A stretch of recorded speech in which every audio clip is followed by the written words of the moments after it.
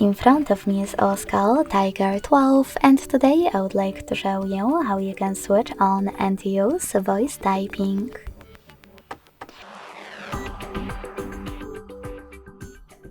Begin by opening your keyboard and clicking on microphone at the top right corner.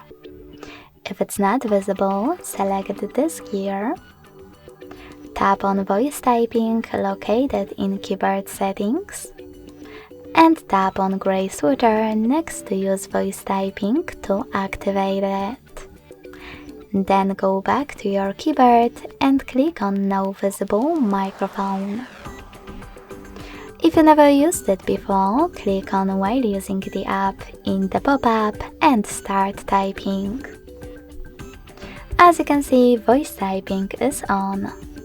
To stop, click on the same microphone.